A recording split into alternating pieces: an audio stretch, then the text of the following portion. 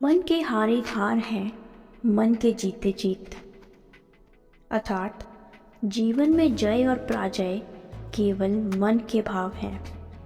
यानी जब हम किसी कार्य के शुरू में ही हार मान लेते हैं तो हम सचमुच में ही हार जाते हैं। दोस्तों, आज जो कहानी मैं आपको सुनाने वाली हूँ वो एक ऐसे बंदे की है जो कि अमेरिका से रूस गया पुरानी मिसाइल्स के खोखे खरीदने, ताकि उनसे कुछ ऐसा बना सके जो आज तक कोई नहीं बना पाया था। एक ऐसा रॉकेट जो ज़मीन से उड़कर फिर से ज़मीन पर लैंड करे। एक ऐसा रॉकेट जो किसी ने भी नहीं सोचा होगा कि ऐसा पॉसिबल भी होगा। अगर किसी ने सोचा होगा तो उसके पास आइडिया नहीं होगा कि कैसे रॉकेट को ज़मीन पर वापस उतारना है, और अगर किसी के पास आइडिया भी होगा तो उसने किया नहीं होगा। लेकिन ये बंदा जो रॉकेट की ABCD भी नहीं जानता था, जिसने कभी कॉलेज में रॉकेट इंजीनियरिंग की डिग्री भी नहीं ली थी, वो बंदा ऐसा रॉकेट बनाने जा रहा था जो उस टाइम की रॉकेट बनाने वाली बड़ी बड़ी कंपनी को भी नहीं पता होगा। रॉकेट लॉन्च तो काफ़ी टाइम से होते आए थे।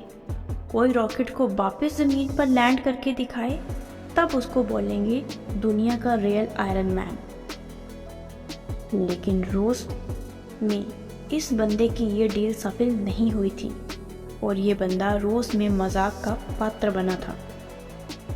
ये बंदा बिना डील पूरी किए वापस अपनी कंट्री आ गया और उसी दिन से किताब उठा ली इस सवाल के जवाब में कि क्यों नहीं बना सकता मैं रॉकेट। मैं ऐसा रॉकेट बनाऊंगा जो कि बहुत कम खर्चे में अंतरिक्ष में जा सके, और इसके बाद ऐसा रॉकेट बनाऊंगा जो लॉन्च के साथ साथ ज़मीन पर वापस भी लैंड कर सके।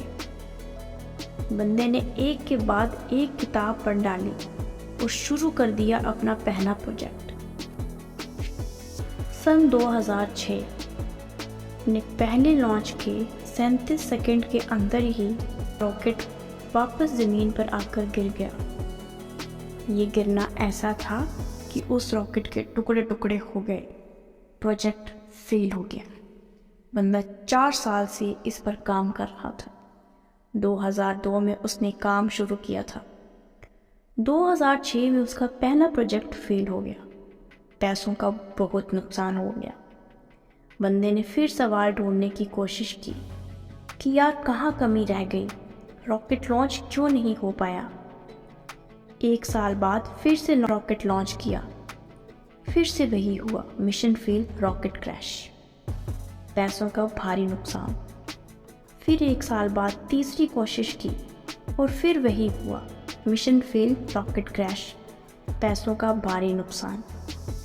एक के बाद एक करके इसके 3 प्रोजेक्ट फेल हो गए।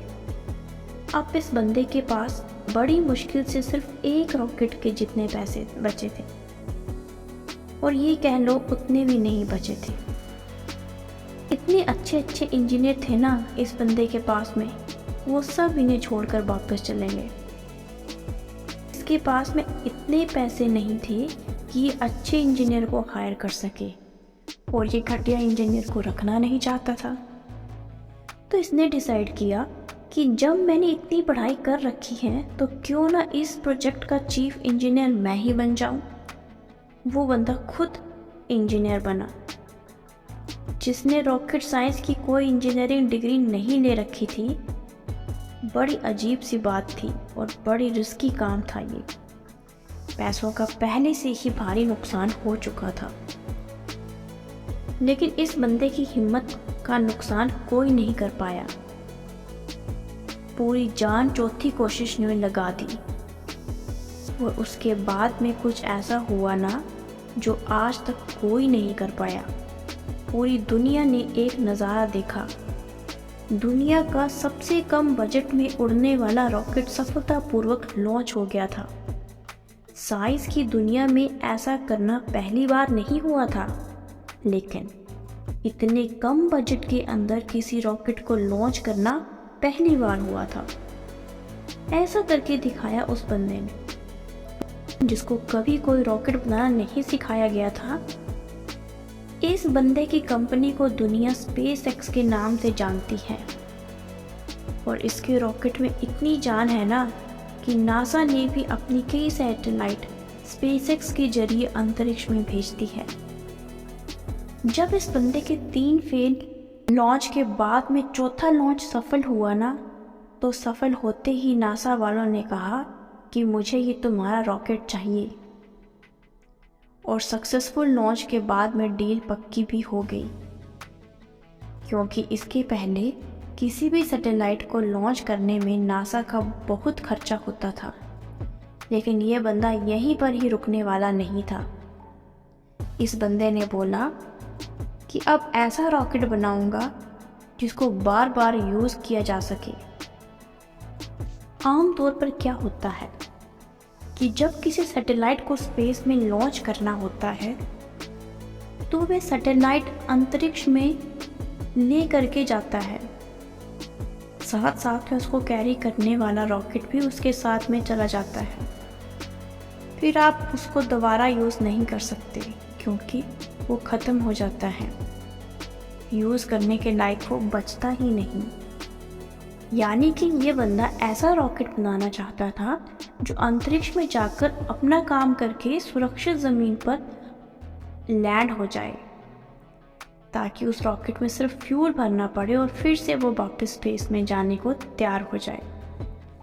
जब इस बंदे ने 2011 में अनाउंस किया कि मैं लैंड करने वाला रॉकेट बनाना चाहता हूँ, तो काफ़ी लोगों ने इसका मजाक बनाया। बड़े बड़े लोगों ने कहा कि ये फालतू का काम है, क्योंकि हवाई जहाज़ तो लैंड कर सकता है लेकिन रॉकेट को लैंड करवाना नामुमकिन है। लेकिन इस बंदे के दिमाग में नामुमकिन नाम की चीज़ ही नहीं थी। इसके दिमाग में केवल जिद थी कि मैं लैंड करने वाला रॉकेट ज़रूर बनाऊंगा, सबको गलत साबित करके बताऊंगा। बंदे ने अगले 4 साल तक दिन रात एक कर दिए, बहुत सारे फेल रॉकेट वेस्ट कर दिए। आखिरकार 2015 में पूरी दुनिया ने फिर से एक बार इस तरह का नज़ारा देखा। इस बंदे ने लैंड करने वाले रॉकेट बना दिया, असंभव को संभव कर दिया। और ये बंदा फिर नहीं रुका। उसने अंतरिक्ष में जाने वाले सैटेलाइट कैरियर रॉकेट को पानी पर तैरते प्लेटफॉर्म पर बड़ी ही एक्यूरेसी के साथ लैंड करके दिखाया। रॉकेट अंतरिक्ष में जाता है और सैटेलाइट को अर्थ के ऑर्बिट में छोड़कर 10 से 15 मिनट में वापस आकर अपनी जगह पर खड़ा हो जाता है। इस बंदे को अगर दुनिया का आयरन मैन नहीं बोलेंगे तो फिर किसको बोलेंगे और क्या बोलेंगे? ये वही बंदा था जो बचपन में इतनी किताबें पढ़ डाली थी कि एक ऐसा समय आया कि इसके पास में किताबें कम पढ़ने लगी, लेकिन बंदे को पढ़ना था। तो किताबों का स्टॉक ख़त्म होने के बाद इसने पूरा एनसाइक्लोपीडिया ही पढ़ डाला। ये बंदा जिसका ये कहकर मजाक उड़ाया गया था कि तुम्हारे पास पैसे तो है ही नहीं और आ जाते हैं मिसाइल खरीदने, आज इस बंदे की औकात इतनी बढ़ चुकी है कि वैसे वैसे कमेंट करने वालों को लाखों बंदों को खरीद सकता है। और ये सच है, पैसा इंसान को खरीद लेता है। और ये बंदा अमीर क्यों ना बने, क्योंकि ये डिज़र्व करता है। एलन मस्क, नाम तो सुना होगा। कहानी यहीं पर ख़त्म नहीं होती। एलन मस्क बहुत सारे काम करना चाहते हैं जो आज शायद इम्पॉसिबल लगता है, पर ये नहीं भूलना चाहिए कि वो लैंडिंग वाला रॉकेट भी किसी टाइम पर इम्पॉसिबल लगता था। इनके बहुत सारे ऐसे प्रोजेक्ट चल रहे हैं जिनके बारे में कोई सोच भी नहीं सकता। इनमें से एक फेमस प्रोजेक्ट है हाइपरलूप। इसमें ज़मीन पर हवाई जहाज़ से भी ज़्यादा स्पीड पर ट्रैवल करने का प्रोविज़न होगा। ऐसी टेक्नोलॉजी होगी। अब अपने देश की बात करते हैं, जहाँ पर दुनिया के सबसे ज़्यादा जवान लड़के और लड़कियाँ हैं। इतने ज़्यादा कि कई देशों में इतनी पॉपुलेशन नहीं है। हमारे देश में भी टैलेंट की कोई कमी नहीं। ज़रूरत है तो सोच को विज़न देने की, विज़न के लिए आइडिया जनरेट करने की और आइडिया को एक्शन में बदलने की। एलन मस्क का प्लान फ्यूचर में हम धरती से अलावा भी कोई ऐसी जगह ढूंढना चाहते हैं, ऐसी जगह पर बस्ती बनाना चाहते हैं जहां पर इंसान सुरक्षित रह सके, क्योंकि हो सकता है भविष्य में कोई ऐसा एस्टेरॉयड धरती से टकरा जाए और धरती से मानवता ठीक उसी तरह से ख़त्म हो जाए जिस तरह कई साल पहले डायनासोर धरती से चले गए थे। इसलिए इनके फ्यूचर के प्रोजेक्ट में एक ऐसा प्रोजेक्ट भी है कि मंगल ग्रह पर इंसानों की बस्ती बनाई जाए। इनका विज़न बड़ा तगड़ा है और ऐसा विज़न हमारे यूथ में होना बहुत ज़रूरी है। अगर ये बंदा कर सकता है ना, तो आप समझ सकते हैं कि इंसान का दिमाग कितना पावरफुल है, इंसान की हिम्मत कितनी पावरफुल है, इंसान की कैपेबिलिटी कितनी पावरफुल है और इंसान के लिए क्या इम्पॉसिबल है। एलन मस्क का मानना है कि फेल होने से नहीं डरना चाहिए, क्योंकि फेल होना भी एक ऑप्शन है, लेकिन काम ना करना कोई ऑप्शन नहीं होता। ये खुद मानते हैं कि एक हफ्ते में लगभग 120 घंटे काम करते हैं। अगर 7 से डिवाइड करोगे ना तो लगभग 17 घंटे आएंगे। एक दिन में कितने बंदे तो इतना सोते हैं। उनका कहना है कि मैं वो काम नहीं करता जो ज़रूरी है, मैं वो काम करता हूँ जो मुझे लगता है कि करना चाहिए। ये कहते हैं कि अच्छे स्कूल और अच्छे कॉलेज में जाने से बंदा एजुकेटेड नहीं होता, क्योंकि मैं कभी भी हार्वर्ड यूनिवर्सिटी में नहीं पढ़ा, फिर भी वहाँ पढ़ चुके कई टैलेंटेड स्टूडेंट्स और इंजीनियर मेरे अंदर काम करते हैं। इनका कहना है मैं एक्स्ट्राऑर्डिनरी बनने का हर इंसान के पास एक मौका होता है। इनका ये भी कहना है कि अगर आप फेल नहीं हो रहे तो इसका मतलब आप लाइफ में कुछ कर ही नहीं रहे। हर लड़का और लड़की को आज ये बात समझनी पड़ेगी कि उनको आज से डेट में क्या करना चाहिए। क्या उनको वो करना चाहिए जो लगता है कि ज़रूरी है, या उनको वो करना चाहिए जो उन्हें लगता है उनको करना चाहिए। इंसान तब ज़्यादा बेहतर कर पाता है जब उसको पता है कि उसको क्या करना चाहिए।